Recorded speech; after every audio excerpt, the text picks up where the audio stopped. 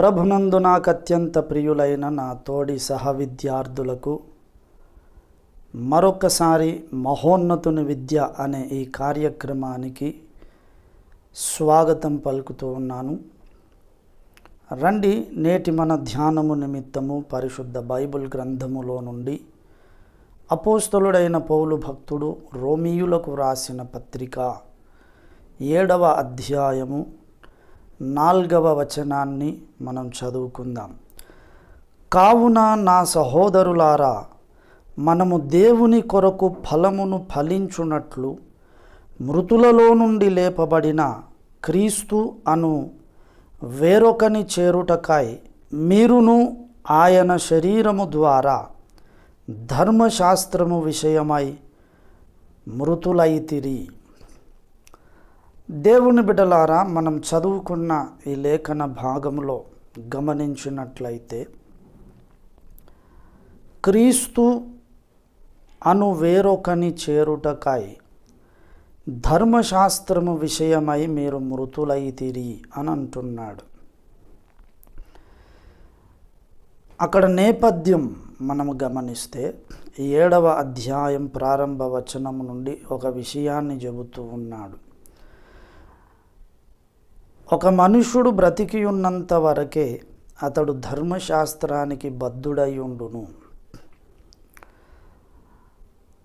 అంటే అతడు చనిపోతే ధర్మశాస్త్రం అతని మీదికి అధికారం చెలాయించదు. అతడు బ్రతికి ఉన్నంత వరకే ధర్మశాస్త్రం అతని మీద ప్రభుత్వం చేస్తుంది అని చెబుతూ 2వ వచనములో ఇలాగంటున్నాడు. భర్త గల స్త్రీ భర్త బ్రతికి ఉన్నంత వరకే ధర్మశాస్త్రము వలన అతనికి బద్ధురాలు గాని భర్త చనిపోయిన ఎడల భర్త విషయమైన ధర్మశాస్త్రము నుండి ఆమె విడుదల పొందును అంటున్నాడు. ఇక్కడ కనబడుతున్న స్త్రీ ఎవరు? ఇక్కడ ఈ విషయాన్ని ఆ స్త్రీ అని ఒక మాట ఏదైతే పౌలు ప్రయోగించాడో అది అలంకార రూపకంగా చెబుతున్నాడు. సర్వ మానవాళిని స్త్రీ అని అక్కడ పిలుస్తూ ఉన్నాడు. మానవ జాతి అంతటికీ కూడా ధర్మశాస్త్రం అనే భర్త ఉన్నాడు. ఆదాము మొదలుకొని ఆదాము రక్తం పంచుకొని పుట్టిన ప్రతి ఒక్కడు కూడా ధర్మశాస్త్రం అనే భర్తకు భార్యగా ఉన్నాడు, స్త్రీ కానీ పురుషుడు కానీ. ఇది అక్కడ చెప్పబడుతున్న విషయం. దేవుని బిడ్డలారా, ధర్మశాస్త్రము యూదులకు కదా ఇవ్వబడ్డది. ధర్మశాస్త్రము లేని ప్రజలు అంటే ఇశ్రాయేలు ప్రజలకు వారి అరణ్య యాత్రలో దేవుడు సీనాయి కొండ మీద ధర్మశాస్త్రాన్ని ఇచ్చాడు. ఇది లేఖనాలు మనకు చెబుతున్నాయి. బైబిల్తో కనీస పరిచయం ఉన్న ప్రతి ఒక్కరికి కూడా ఇది తెలిసిన విషయం.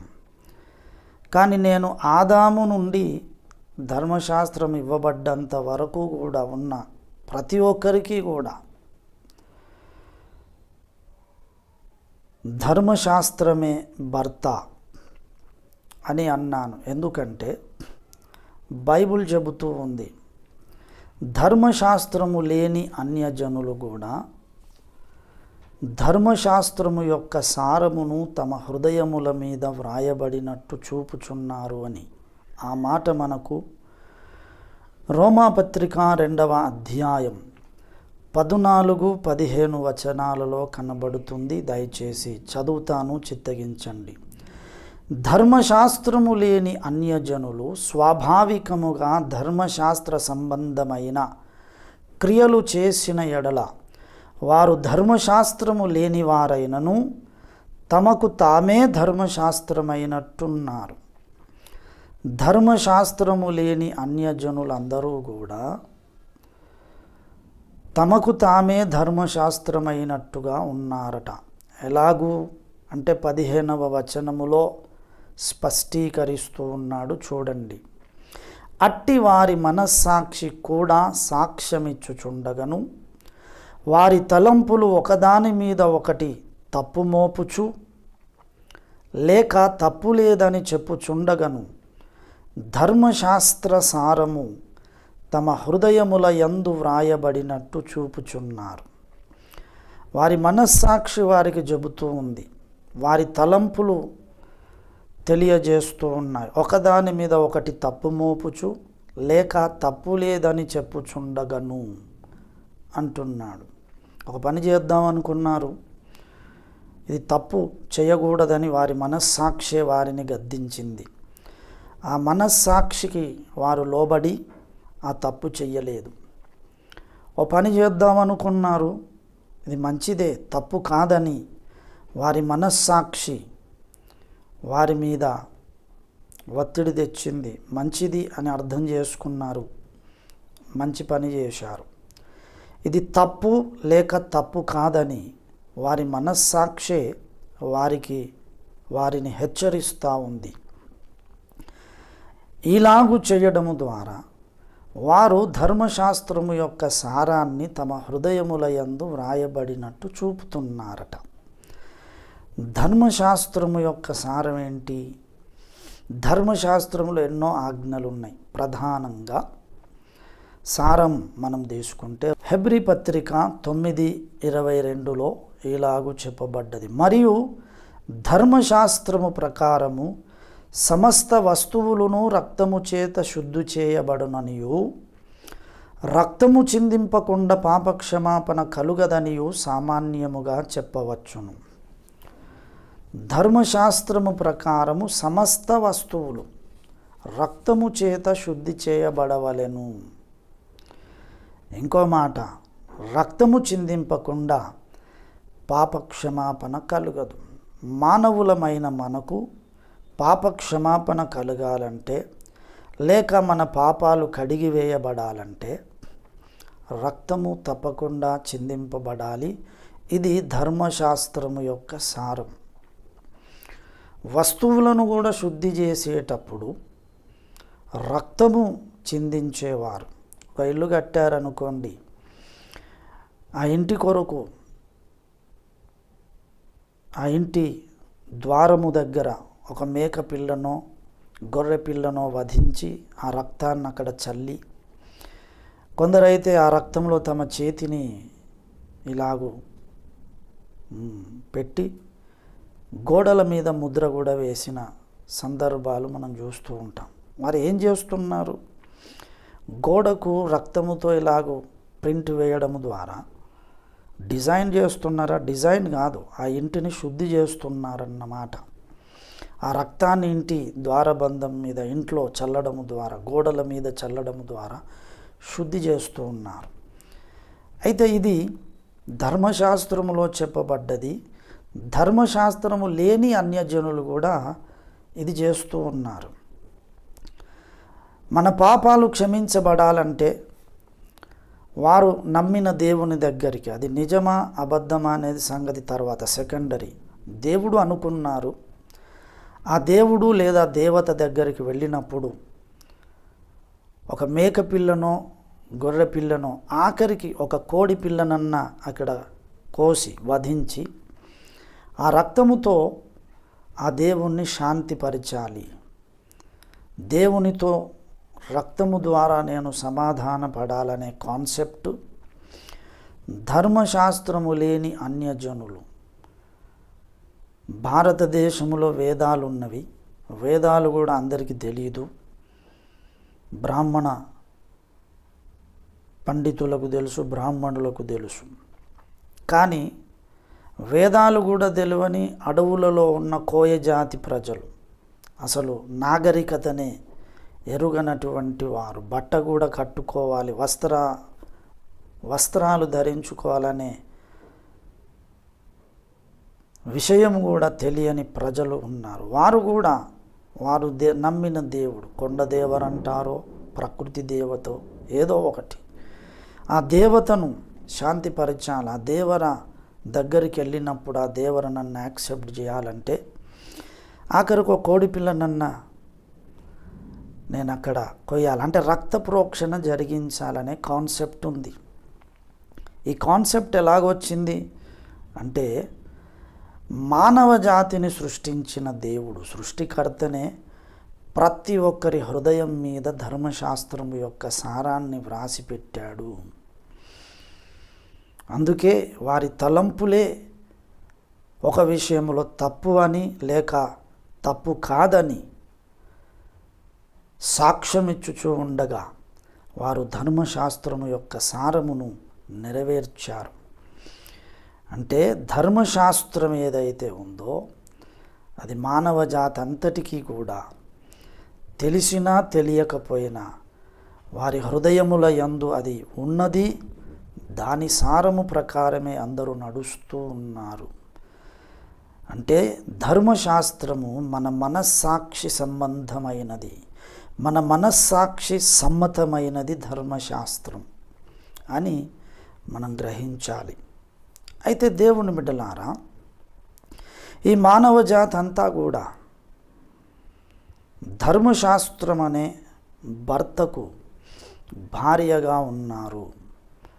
ఇక్కడ మనం చదువుకున్న మూలవాక్యములో రోమా 7వ అధ్యాయములో చెబుతున్న విషయం ఏంటంటే ధర్మశాస్త్రము అనే భర్త బ్రతికి ఉండగా మనము వేరొక పురుషుని చేరడానికి వీలు లేదు.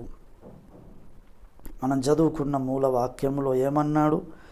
మళ్ళీ చదువుదాం చూడండి. రోమా 7:4 కావున నా సహోదరులారా, మనము దేవుని కొరకు ఫలమును ఫలించునట్లు మృతులలో నుండి లేపబడిన క్రీస్తు అను వేరొకని చేరుటకై మీరును ఆయన శరీరము ద్వారా, అంటే క్రీస్తు నాదుని శరీరము ద్వారా ధర్మశాస్త్రము విషయమై మృతి పొందితిరి. మానవ జాతంతా కూడా క్రీస్తు లోనికి వస్తే తప్ప రక్షణ పొందదు. లోగడ మనం చెప్పుకుంటూ వచ్చాం. ఈ బైబిల్ తరగతుల్లో మనం నేర్చుకున్న మొట్టమొదటి మూలపాఠం గుర్తుందా మీకు? మానవుడు జన్మతః పాపి, కర్మణ పాపి. ఈ జన్మ కర్మ పాపముల వలన మనకు మరణం అనేది వచ్చింది. ఆ మరణం 2 రకాలు. ఒకటి భౌతికమైన మరణం, ఇంకొకటి నరకాగ్నిగుండం అనే 2వ మరణం ఒకటి ఉన్నది. ప్రకటన గ్రంథం 21:8 ఆ మాట మనకు కనబడుతుంది. నరకాగ్నిగుండాన్ని 2వ మరణం అని బైబిల్ చెబుతుంది. ఈ 2 మరణాలు కూడా పాపము వలన వచ్చింది. పాపము వలన మనమందరము కూడా నరకాగ్నిగుండానికి వెళ్ళిపోతున్నాము.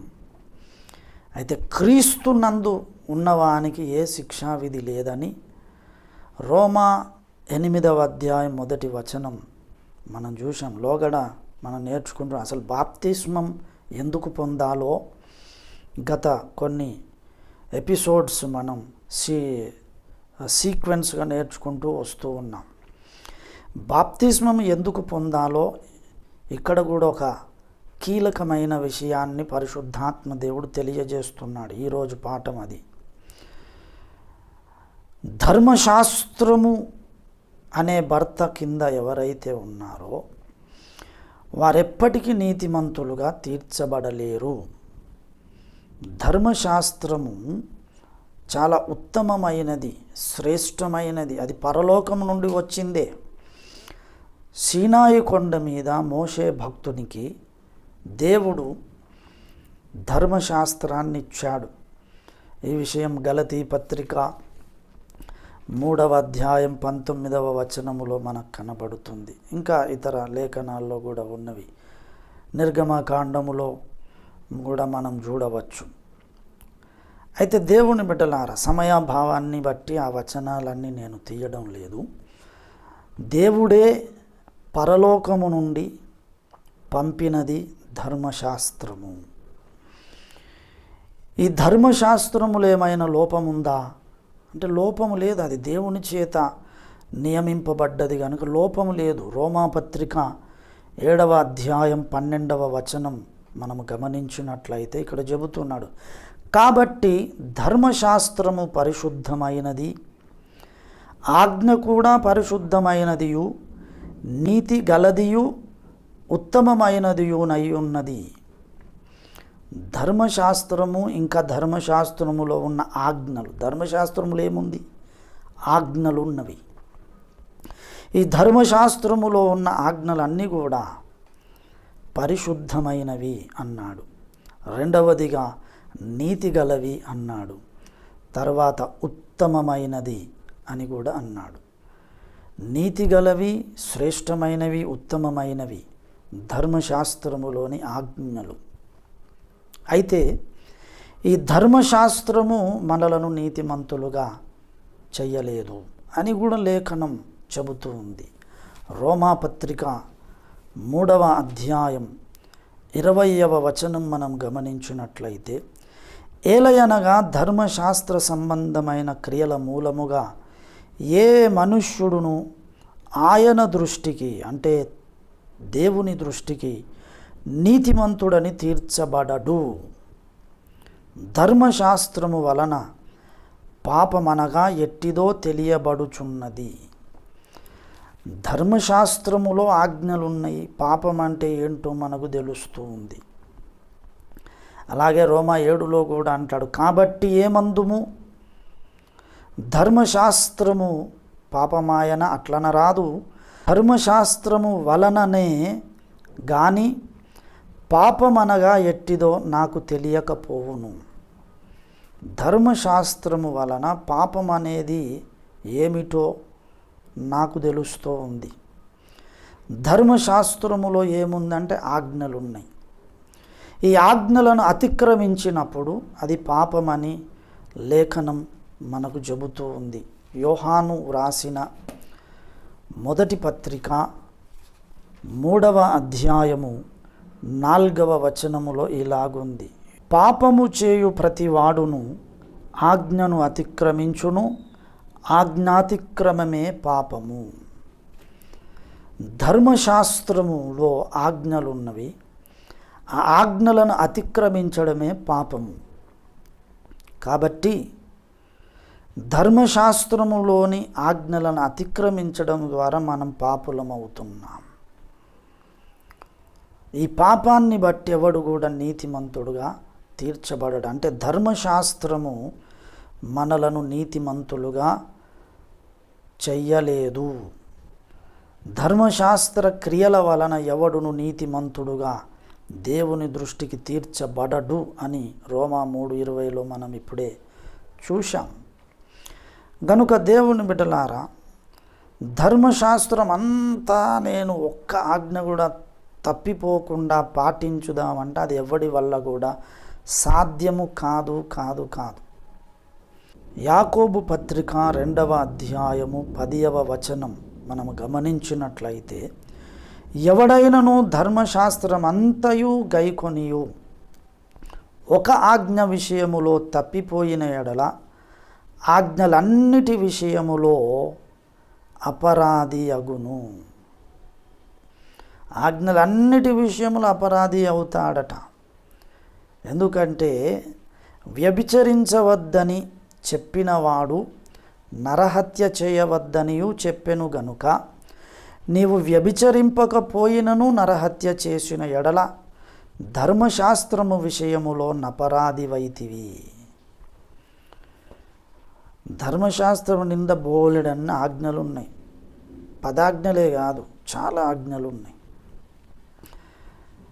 ఒక్క ఆజ్ఞ కూడా తప్పిపోకుండా ధర్మశాస్త్రం అంతా నెరవేర్చడం ఎవ్వడి వల్ల కాదు. గనుక ధర్మశాస్త్రము ఎవరిని నీతిమంతునిగా చెయ్యలేదు అని అన్నాడు. రోమాపత్రిక 8వ అధ్యాయం 2వ వచనములో, క్రీస్తు యేసునందు జీవమునిచ్చు ఆత్మ యొక్క నియమము పాప మరణముల నియమము నుండి నన్ను విడిపించెను.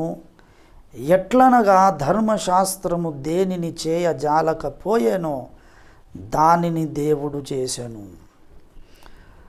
ధర్మశాస్త్రము దేనిని చేయజాలకపోయేనో దానిని దేవుడు చేసెను.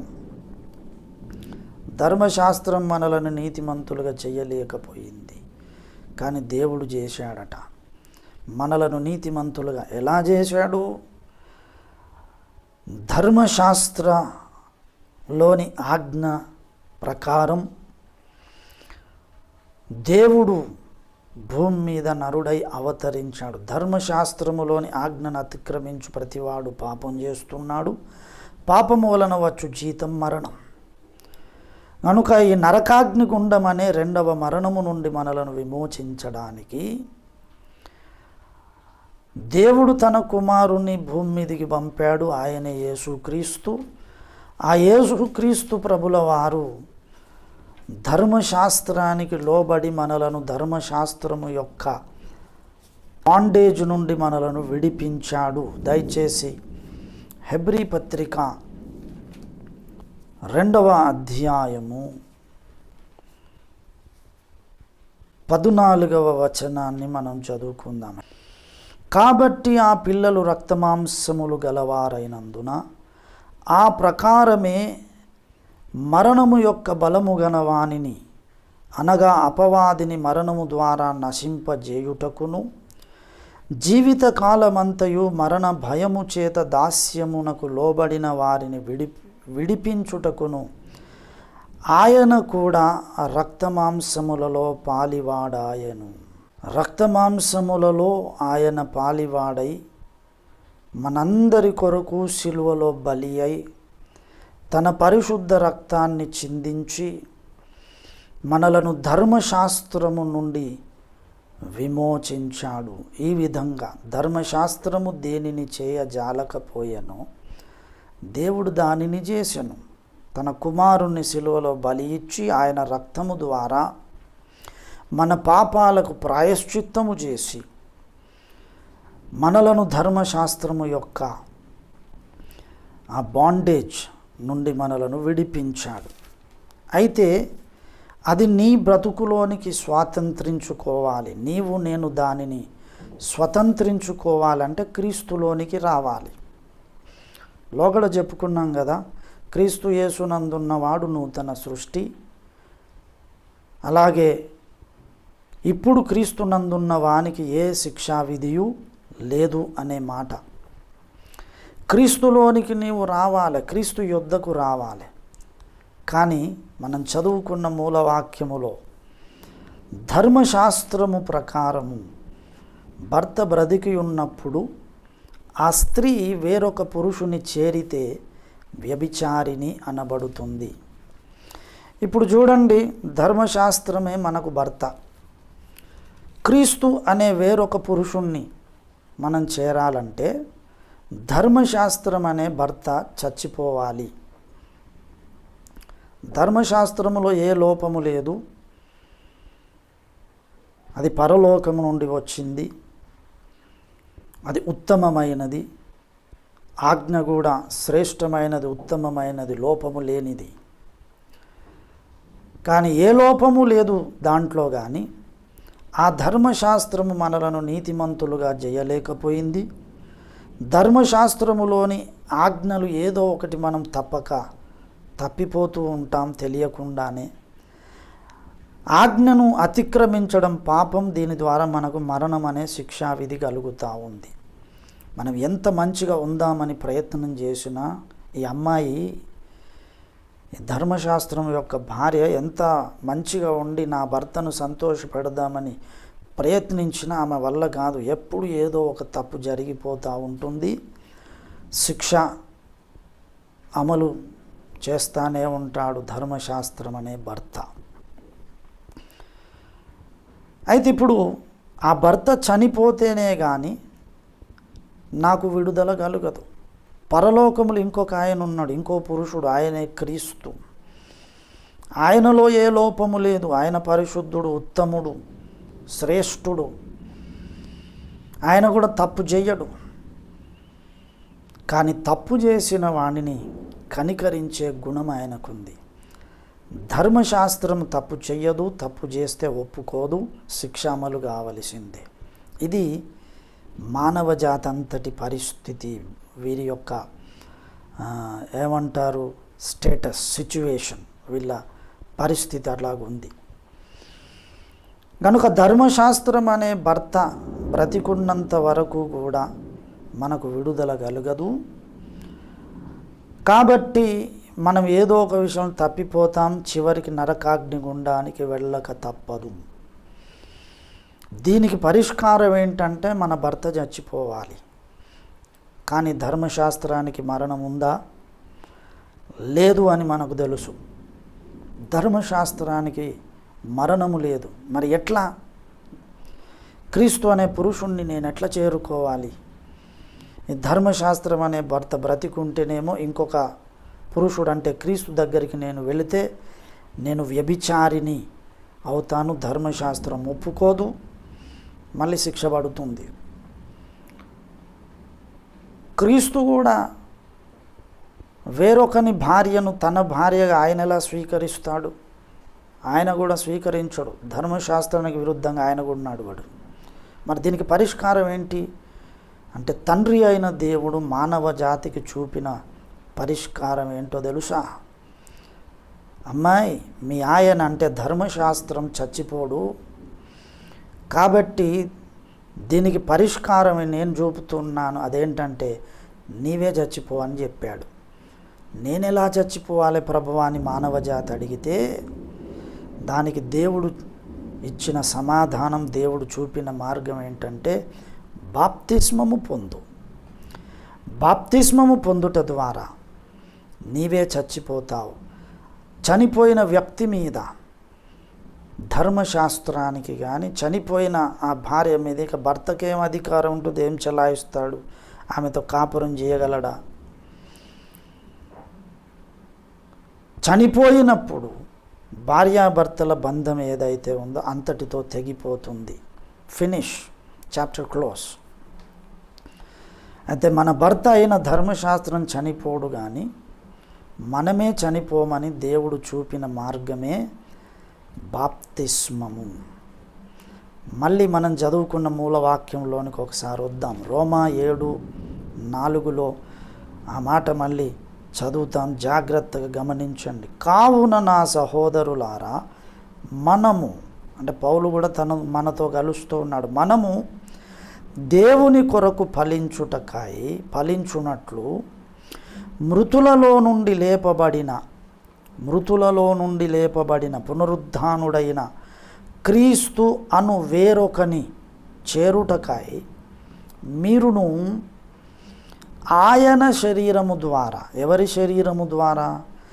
క్రీస్తునాథుని శరీరము ద్వారా ధర్మశాస్త్రము విషయమై మృతులైతిరి. క్రీస్తు యొక్క శరీరము ద్వారా మనము ధర్మశాస్త్రము విషయములో మృతులమైనామట, చచ్చిపోయాం. ఎలాగా? క్రీస్తు శరీరము ద్వారా ధర్మశాస్త్రము విషయమై మృతి పొందితిరి. ఎలాగా? ఎప్పుడు? ఎలాగా అంటే బాప్తిస్మం పొందినప్పుడు. ఇది రోమా 7:4 కదా. రోమా 6:4 చూద్దాం.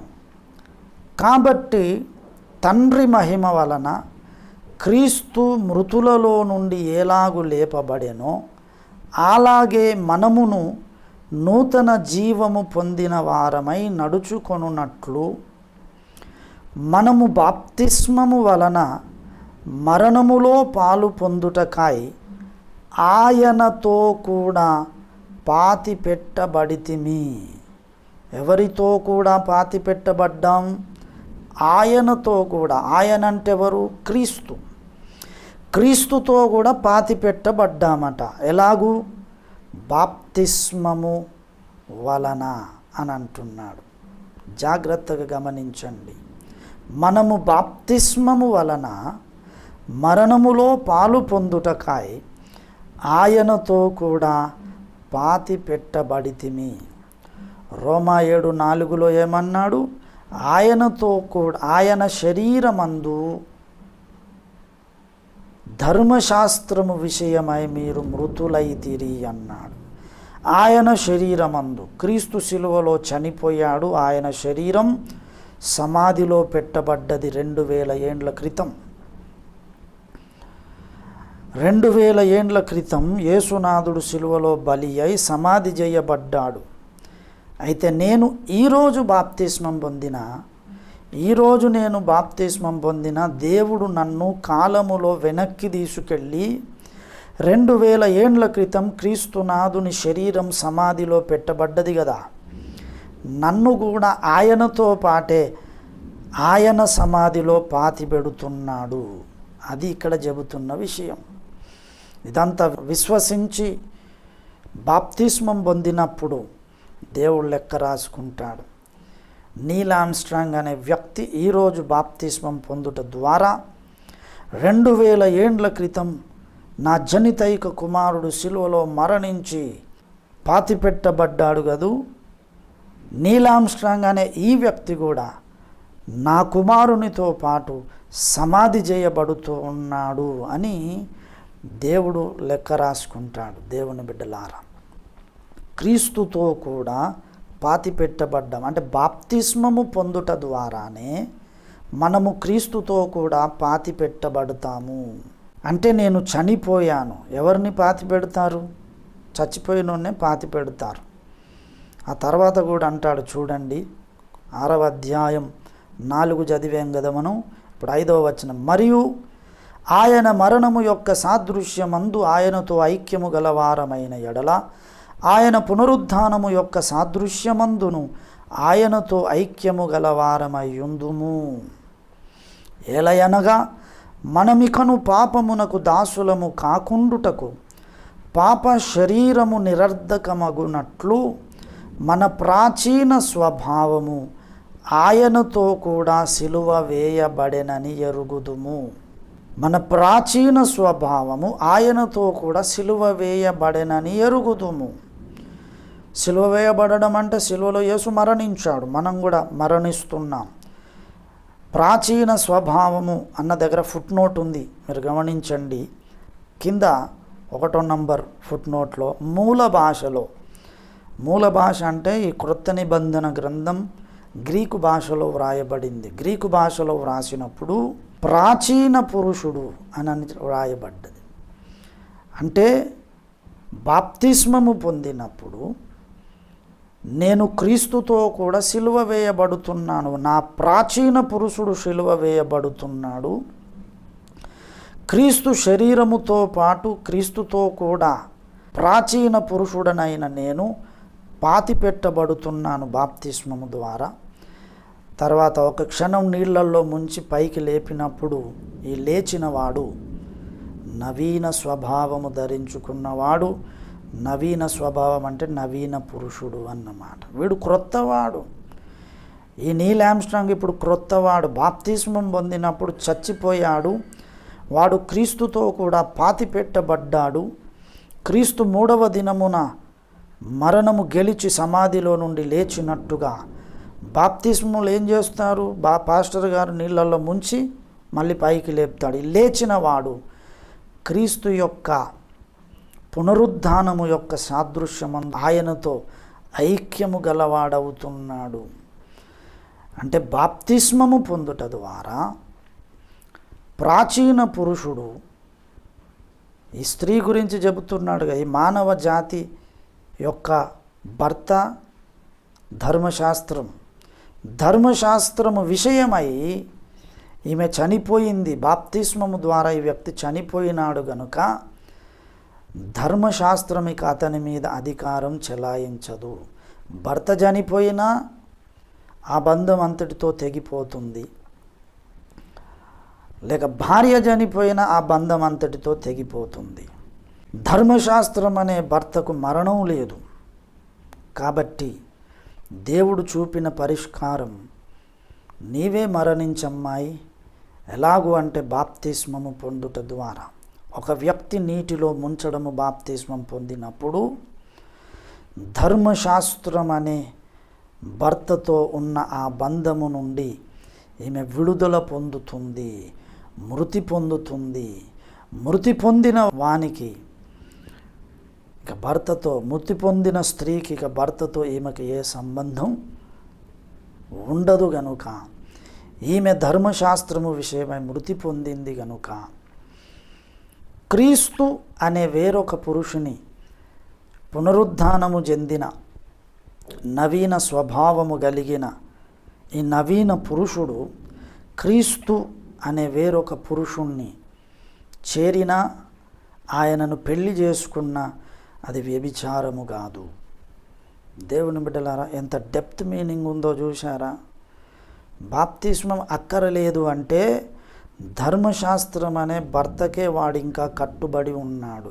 భర్త బ్రతికి ఉండగా నీవు క్రీస్తు దగ్గరికి రాలేవు, క్రీస్తును చేరలేవు.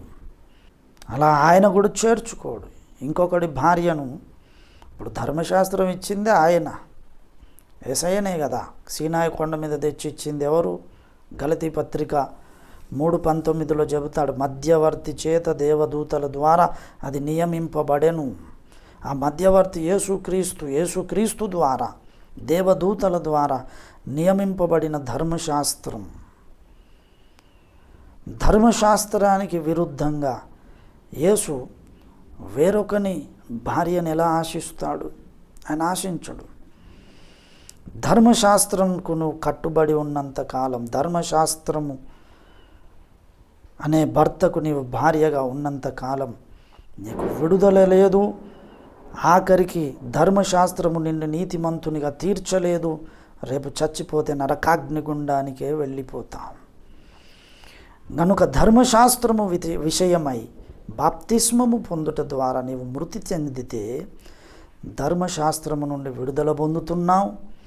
అప్పుడు నీవు క్రీస్తు అనే వేరొక పురుషుడు, నీ కోసం నా కోసం ప్రాణం పెట్టిన మన ప్రాణనాథుడైన, మృతులలో నుండి పునరుద్ధానుడైన యేసునాథుని చేరవచ్చు. ఆయన కూడా చేర్చుకుంటాడు. తద్వారా నీకు నరకాగ్నిగుండం తప్పిపోతుంది. క్రీస్తు అనే మంచి, ఏ లోపము లేనివాడు, ప్రేమ కలిగిన వాడు, నీ కొరకు ప్రాణమే ధారబోసిన ప్రేమామయుణ్ణి నీవు భర్తగా పొందబోతున్నావు, పొందగలుగుతావు. కనుక బాప్తిస్మం పొందినవాడు ధర్మశాస్త్రం కిందనే ఉన్నాడు. గలతీ పత్రికలో అంటాడు కదా, ధర్మశాస్త్ర క్రియల వలన ఎవడైతే నీతిమంతుడుగా తీర్చబడవలనని కోరుచున్నాడో వాడు కృప నుండి బొత్తిగా తొలగిపోయి ఉన్నాడు అంటాడు. గలతీ పత్రిక 5వ అధ్యాయం 4వ వచనం, మీలో ధర్మశాస్త్రము వలన నీతిమంతులని తీర్చబడు వారెవరో క్రీస్తులో నుండి బొత్తిగా వేరు చేయబడి ఉన్నారు, కృపలో నుండి తొలగిపోయి ఉన్నారు. ధర్మశాస్త్రం ఎవరిని నీతిమంతునిగా చెయ్యజాలదు, నేరదు. రోమా 3:20 చూసాం, ఇక్కడ కూడా మనం చూస్తున్నాం. ధర్మశాస్త్రం వలన మనం నీతిమంతులము కాలేము. యేసు రక్తము ద్వారా, ఆయన కృప చేత మన పాపాలు కడుక్కుంటే, ఆయన కృపను ఆశ్రయిస్తే, నీటిలో ముంచడము, బాప్తిస్మం పొందడము ద్వారా ధర్మశాస్త్రము విషయములో నీవు మృతుడవైతే క్రీస్తు కృప నీకు దొరుకుతుంది. క్రీస్తులోనికి రాగలుగుతావు. నీవు నీతిమంతుడుగా తీర్చబడగలుగుతావు. అందుకే బాప్తిస్మము చాలా ప్రాముఖ్యమైనది. దీన్నెవ్వరు కూడా నిర్లక్ష్యం చేయడానికి వీలు లేదు. దేవుని బిడ్డలారా, బాప్తిస్మం ఎందుకు పొందాలంటే ధర్మశాస్త్రము విషయములోని మృతుడవాయి క్రీస్తు అనే మరొక సత్పురుషుణ్ణి నీవు చేరుటకు. ధర్మశాస్త్రము కూడా లోపము లేనిదే, కానీ నిన్ను నీతిమంతునిగా చేయదు. నువ్వు అనీతిమంతుడుగానే ఉంటే నరకానికి వెళుతావు. ధర్మశాస్త్రము నిన్ను నరకానికి తీసుకుపోతుంది, క్రీస్తు నిన్ను పరలోకానికి తీసుకెళ్తాడు. అందుకొరకే బాప్తిస్మం పొందాలి. తస్మాత్ జాగ్రత్త, నిర్లక్ష్యం చేయకండి. బాప్తిస్మము పొందని వారు ఇంకా ఎవరైనా ఉంటే వెంటనే ఈ సత్యాన్ని గ్రహించి బాప్తిస్మం పొందాలని సవినయంగా మీకు మనవి చేస్తూ ఈ నా మాటలు ముగిస్తూ ఉన్నాను. ప్రార్థన చేసుకుందాం. ప్రేమ కలిగిన మా తండ్రి, మీ లేఖనములో నుండి మీరు మాతో మాట్లాడి మమ్మను హెచ్చరించినందుకు వందనాలు. బాప్తిస్మం ఎందుకు పొందాలో మరింత స్పష్టముగా మీరు మాకు నేర్పినందుకు వందనాలు. ఎవ్వరు కూడా నిర్లక్ష్యం చేయకుండా బాప్తిస్మం పొందడానికి అందరికీ సరి అయిన ఆలోచన దయచేయమని, లోబడుటకు సహాయము చేయమని యేసునామముననే ప్రార్థించి వేడుచున్నాము తండ్రి. ఆమెన్.